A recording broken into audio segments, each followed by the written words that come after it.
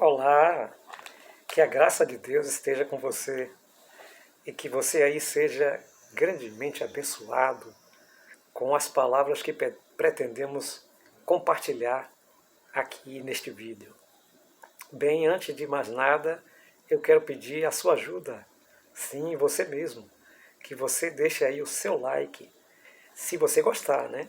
Se você também pode nos ajudar compartilhando, fazendo o seu comentário. Que Deus te abençoe e que as palavras que nós vamos compartilhar seja para a honra e glória de Deus. Estamos vivendo num momento da Páscoa e sempre é importante falar desse momento tão significativo para o cristianismo, também para o judaísmo. Mas quando nos referimos ao cristianismo, estamos parafraseando Paulo quando ele diz: Cristo é a nossa Páscoa. Por isso eu quero ter uma conversa contigo agora de algo que é um pouco mais.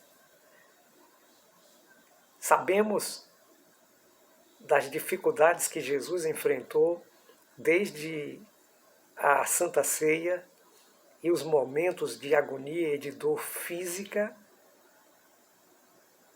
emocional e espiritual que Jesus passou na sexta-feira ao ser crucificado. Mas hoje eu quero dar uma atenção especial a uma parte que não se fala muito.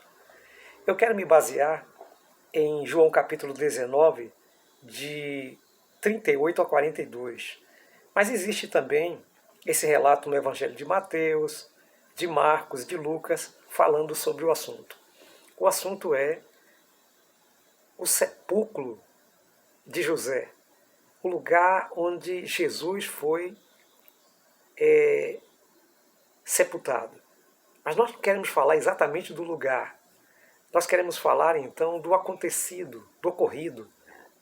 Às vezes passamos tão rapidamente a Bíblia e deixamos de lado algumas coisas que estão ali registradas. E se está ali registrado é porque Deus gostaria que você e eu soubéssemos. Ele inspirou por meio do Espírito Santo os seus profetas, a fim de que nós pudéssemos ter então acesso a essa graça. Por isso é importante. A Bíblia nos diz que logo após a morte de Jesus, então veio um soldado já quase ali no pôr do sol da sexta-feira e conferiu se os condenados estavam mortos. Só lembrando, Jesus era o condenado do centro, que ocupava o lugar de Barrabás, e à sua direita e à sua esquerda tinham mais dois condenados. E ali, então, o soldado passa para ver os condenados e percebe que eles estão vivos. E manda então que eles se quebrem as pernas deles e que se tire da cruz. Isso por orientação ali dos sacerdotes, porque não queriam que a tortura acontecesse no dia do sábado. E então quando eles foram ver Jesus, perceberam que Jesus já estava morto. E o soldado então, para conferir, corta o lado de Jesus e ali a palavra de Deus diz que sai sangue e água. Bem, que coisa interessante. Depois daquela situação, José de Arimateia, junto com Nicodemos, dois homens do Sinédrio, dois homens socialmente uma posição melhor que a dos discípulos, posso até dizer ricos, eles pedem o corpo de Jesus a Pilatos, e Pilatos não os nega.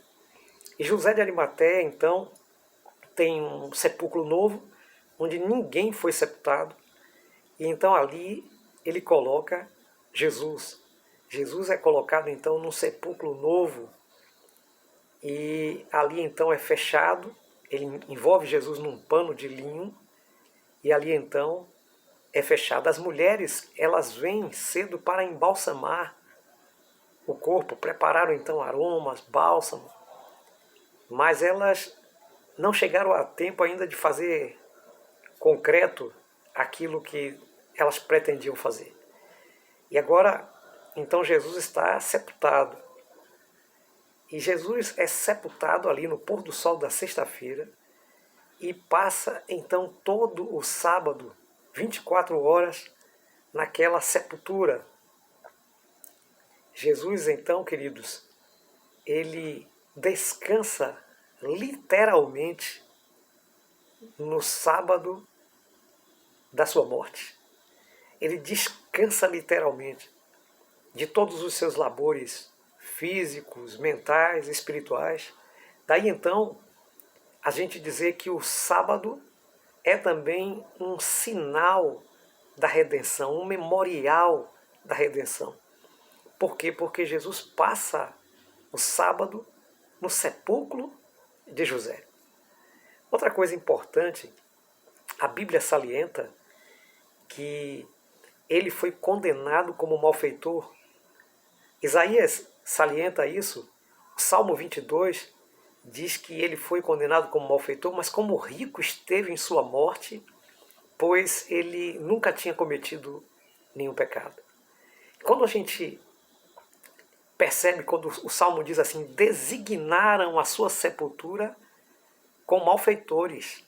Então, assim, era para, como pudesse dizer, Jesus ser colocado como indigente, como malfeitor, como alguém que não deveria ser reconhecido.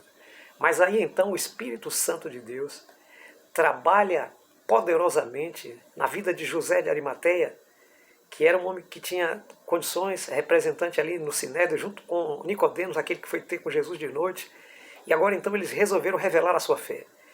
Que incrível, né? Enquanto Jesus vivia, eles não então revelaram a sua fé, mas agora que Jesus estava morto e que o escândalo era bem maior, eles resolveram assumir a fé deles em Deus e preservarem o corpo de Jesus. E aí, queridos, veja como as palavras do Salmo diz que ele esteve rico em sua morte, porque a sua sepultura deveria ser com os malfeitores, mas não foi. Foi então justamente em um sepulcro novo de José de Arimateia. Daí a gente vê a importância de como Deus trabalha com as pessoas. Às vezes nós queremos falar de Jesus para as pessoas e achamos que de modo imediato a pessoa tem que atender. Mas às vezes demora para aquela mensagem amadurecer, para aquela pessoa refletir e entender aquilo que estamos passando. E assim aconteceu com Nicodemos e com José de Arimateia. Jesus disse a Nicodemos que o sinal que ele veria é que, como a serpente foi levantada no deserto, que também o Filho do Homem seria levantado e atrairia todos a ele. Veja, exatamente Nicodemos, que ouviu isso de Jesus lá no capítulo 3 de João, agora junto com José de Arimateia, vai para a cruz e é atraído a pegar o corpo de Jesus para colocar então em um sepulcro novo. Os sepulcros da época de Jesus eram feitos tipo grutas, cortada então ali, com uma pedra que fechava, que é uma pedra que rolava ali na frente e fechava a sepultura. Então, há uma possibilidade, talvez de 90% e 99% de chance de que Jesus realmente tenha sido sepultado dessa forma, no sepulcro de José. É verdade que nós não temos essa prova, essa evidência arqueológica que o sepulcro foi esse ou aquele, mas nós temos então vários sepulcros, descobertas de vários sepulcros da época, que eram mais ou menos esse como que aparece aí na ilustração da capa desse vídeo. Então Jesus ali foi sepultado. E ele passou então aquele período de descanso, sancionando então o sábado como dia de descanso, porque na realidade a morte na Bíblia ela é considerada como um sono. E a Bíblia chega ao ponto de dizer que fulano de tal que morreu descansou com seus pais. Rei fulano de tal descansou com seus pais. E então, o descanso sabático para Jesus, ele foi realmente importantíssimo na sua morte, porque ali há também uma evidência de que Jesus morreu de fato. Porque imagine, queridos, os homens foram tirados da cruz para serem recrucificados no primeiro dia da semana. Jesus já estava morto. E então foi feita a averiguação. Os soldados, os responsáveis ali da escolta romana, verificaram que Jesus de fato estava morto. E Jesus então permitiu ser levado para a sepultura. E a sepultura não era um lugar longe, era um lugar ali bem pertinho. E embora o sepulcro fosse de José, havia uma escolta, havia uma guarda romana guardando ali o corpo de Jesus, no que diz respeito à segurança que eles esperavam, né? Que o corpo de Jesus fosse então tentado ser assaltado ali, alguém levar o corpo de Jesus. Mas, na verdade, isso não aconteceu. Os anjos de Deus, na manhã do primeiro dia da semana, veio então à sepultura e tiraram a pedra e abriram as portas para que Jesus então saísse. Na verdade, isso é uma questão simbólica, porque o próprio Jesus poderia, com a sua simples palavra, tirar a pedra da frente e então se levantar na manhã do primeiro dia da ressurreição. Mas eu queria que ficasse aqui então gravado com vocês que no sábado Jesus passou então no sepulcro novo de José, em cumprimento da profecia do Salmo 22, de Isaías 53, de que Jesus Cristo, que foi condenado como malfeitor, esteve rico na sua morte, porque não cometeu pecado algum.